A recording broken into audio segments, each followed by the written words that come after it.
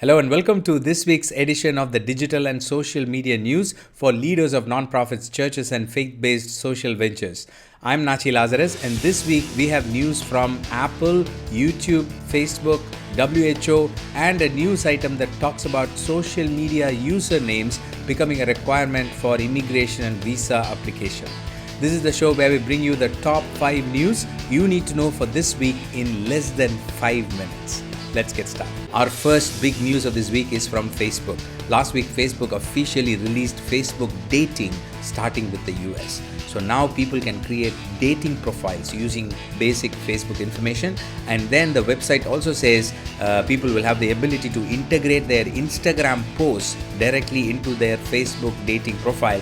And they will also give people the ability to add Instagram followers to their secret crush list, in addition to Facebook friends. So you can choose Facebook friends or Instagram followers and add them to the secret crush list. That is how it will function. Now, it is one thing to have a standalone dating app, but when somebody like Facebook enters this space, then the dynamics are different because they have billions of user base. Right? So I just wanted to bring this to your notice because I know there are many nonprofits and ministries that are listening to me who are in the space of family, relationship, counseling, and so on. So this is something that you want to make a note of and understand. I will link it to the show notes, go through the details from Facebook and understand this so that you can minister to people in a more meaningful way. Our next news is about social media usernames becoming a requirement for immigration and visa applications to the US. Last week, CNN reported that the Department of Homeland Security plans to begin requesting social media information on applications for immigration benefits and foreign travel to the US. Now, earlier, there was an announcement in June that this is going to become part of the application form. So the data collection is already taking place, and this announcement is about the expansion of that data collection process, and social media is playing a bigger role. So it is important as leaders for you and me to understand that social media posts are not just expressing your opinion, but they are starting to have bigger implications in the society and in certain transactions. Our next news is from YouTube, and this is a big one. Last week, YouTube announced the release of YouTube Fashion, which is YouTube's section which will be dedicated to the big names in the fashion industry and videos related to the fashion industry. Now, this is a very interesting trend because for the first time, YouTube is going towards the direction of taking one subject or a topic or an area of interest or an industry and trying to create a section within YouTube that focuses on this particular topic. So this is an interesting trend because this goes on to show the way forward, the way in which media will be segregated in future, because YouTube is already watched on so many televisions. So people are moving towards going to a particular section of YouTube and watching all videos related to that topic.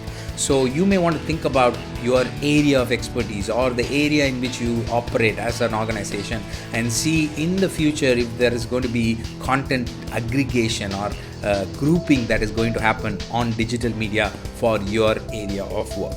Our next news is about WHO. The World Health Organization announced last week that it is partnering with Facebook to stop the spread of inaccurate information about vaccines. And WHO says that inaccurate information is a major threat to global health that could reverse decades of progress made in tackling preventable diseases. So the WHO announcement said that Facebook and Instagram will direct users searching for vaccine data to WHO's official website and research so that it can arrest any misinformation.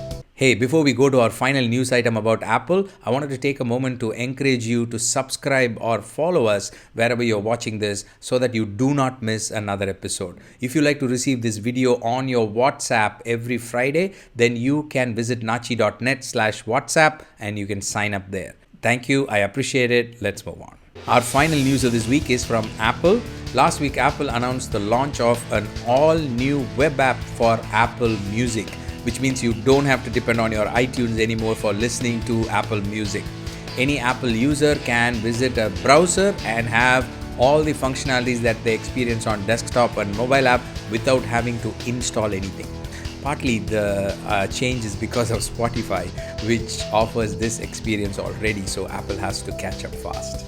Well, that's all I have for you this week. Thank you for joining me. If you'd like to dig deeper into any of the stories we talked about today, we've got all the source links and the details in our news page, natchi.net/news. You can access all the details here. Please share this with any other leader of nonprofit churches or ministries who you think will benefit from listening to the top 5 news in 5 minutes. So we thank you. I also want to take a moment to ask you for feedback. We've been doing this for more than 30 weeks now, and my team has done a wonderful job of helping me put this together. So we would like to know what you think. So if you have any feedback, do email me, natchi@natchilazarus.com. That is natchi@natchilazarus.com. I would love to hear from you. Thank you so much. And once again, I thank you for joining me. I will see you next week with another set of news items. Until then, stay connected, stay blessed. God bless you. Bye-bye.